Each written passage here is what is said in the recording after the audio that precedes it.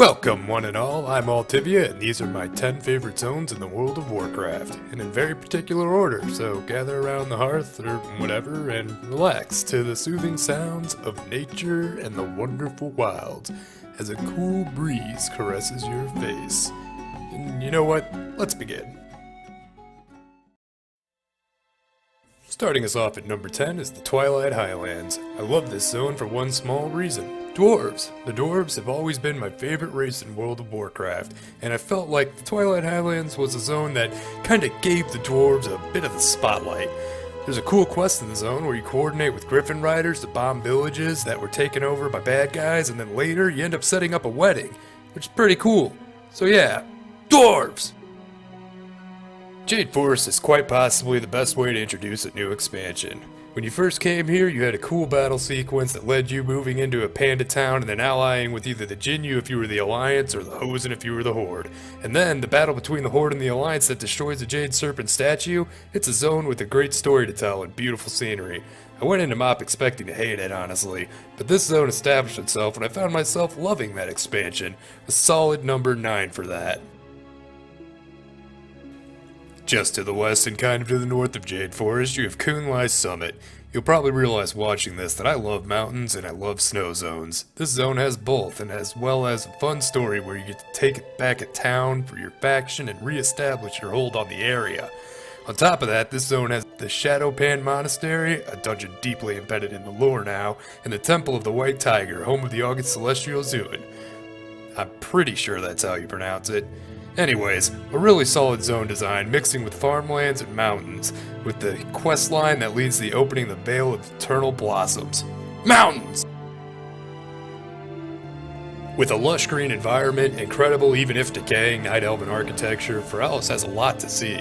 But if I'm honest, I haven't really done much in this zone as far as questing is concerned. I have, however, spent a lot of time here just relaxing or fishing. And I remember the first time I came to the zone in vanilla. I was so blown away I took my first screenshot between the Twin Colossus. The trees, the waterfalls, the weather. The only complaint I ever have about this zone is that nighttime is the same brightness as daytime. I would love to see this zone on a dark night during a thunderstorm. But as is, it's good enough for number 7. I had a lot of trouble figuring out where to put Winterspring on this list. I knew it would be on the list, but I just didn't know where. You see, I have really only ever come to this zone for one reason. Doing the epic weapon quest on my hunter in vanilla. You had to kill a demon from 38 yards out, and he ran the same speed as you. You basically had to kite him around the zone in an aspect of Cheetah casting Serpent Sting, which was a dot back then. If you got hit by the animals, you'd get stunned and die, and he would despawn for like 4 hours. The quest may have been the only reason I had come to this zone. That quest also meant I spent weeks in that zone looking for him and clearing mobs in case he ever showed up. I really felt like a hunter in a serene, snowy landscape, as if to be like I was one with the wild. You know, from time to time I still come back here, just to lounge around. Dragonblight. And if I'm honest, it's a zone I barely remember leveling in. But I know I leveled and I did every quest in it. I also remember loving it.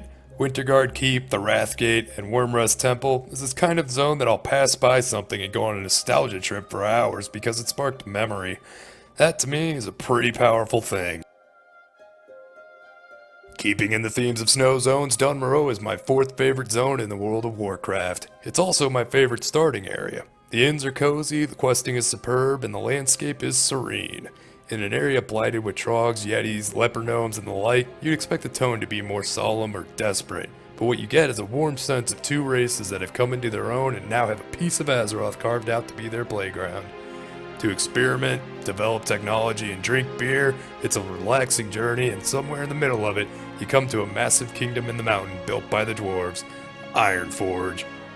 Dwarves! If you're on the Horde and you venture outside your garrison, you will find what is the cold hard equivalent of Morogh, Frostfire Ridge. I started Warlords of Draenor knowing very little of what to expect from the Horde perspective. I went forward on my Orc Hunter and became enthralled by the storytelling in this zone, meeting up with the Frost Wolves, being attacked by the Thunderlord clan, but the coup de grace when you launch an attack on Bladespire Citadel. The home of the ogres in Frostfire Ridge. You storm the massive citadel with Thrall and Durotan and take no prisoners. I mean, just look at it. Look at these little houses down there, and that big one, and like, it's all the way up there, and it's bigger than you. It really impressed me.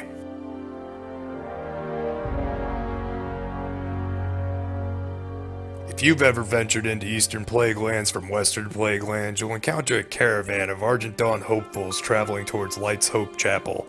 This begins one of my favorite storylines in all of World of Warcraft. When I played this zone in vanilla, I remember it being extremely difficult and dying a lot. I kind of avoided it after that unless I needed to run one of the Stratholmes. Years later after Cataclysm, I found myself going across a bridge into Eastern Plaguelands and doing a long quest chain. I felt so immersed that I had to put this at number 2. Not to mention the tremendous history this zone has from a lore perspective. Like, if there was a zone Hall of Fame or something, you could bet this would be in there. Nothing says the Scourge was here like this zone, but none of the past 9 can even hold a candle to number 1. But before we get to number 1, I'd like to do a few honorable mentions. Warning, the following is a Legion zone. I'll not spoil any of the story, but I will include footage of the zone. I want to include Highmountain in this video. I've played it on Legion Beta, and frankly, I love this zone. I don't know where to rank it yet, but it's probably going to be at very least able to knock off Twilight Highlands. It's beautiful, has a terrific hunter-centric feel. I'm not going to say any more about it because I'm sure I'll probably say plenty about it in future videos. And because people didn't watch this video for Legion spoilers, so I'm not going to include any. I don't have any footage of it, but the vanilla WoW Shimmering Flats was one of my favorite spots in WoW. And now, it's gone. Because the dragon, it's an asshole, and I miss it, and I'm sad, so here's my pool of tears. Okay, so enough with honoring other zones. Here's number 1, and I swear to you, it's not a joke. Silithus. This has to be my favorite zone ever since I hit level 60, like 11 years ago for the very first time. I love this zone for the opposite reasons that I love the other zones. It's so desolate. There's just bugs and sand, and like literally one town in the entire zone, and I hung out there all the time for the longest time. One of the dudes I had to kill for the Epic Hunter quest was in this zone, and I remember when Blizzard announced the Gates of Ahn'Qiraj, and how stoked I was they were doing something with Silithus. So bear in mind, when this happened, I was maybe 13. I used to run around killing bugs, pretending that I was protecting the outpost, and then I saw the first machinima I had ever seen, and I thought it was so cool. I wanted to make one about my hunter being the protector of the outpost. Obviously there isn't much story there. It's basically like watching a show about a guy who goes to work every day, and that's not exciting. But, I mean, that's all the stuff this barren zone, hated by so many people, did for me. I even remember the day the Burning Crusade came out. I was sitting in this zone killing Twilight jerks because I had just gotten the Sight of the Unseen Path, and I wanted to use it. Also, it's worth noting that I ordered the expansion off of Amazon and it was like a week late. Way to go, Amazon! So that's my list of favorite zones. Let me know what you think. If you disagree or agree with any of them, that's all for now. Be sure to like and subscribe, and I'll probably write a sign off at one point that I can put here.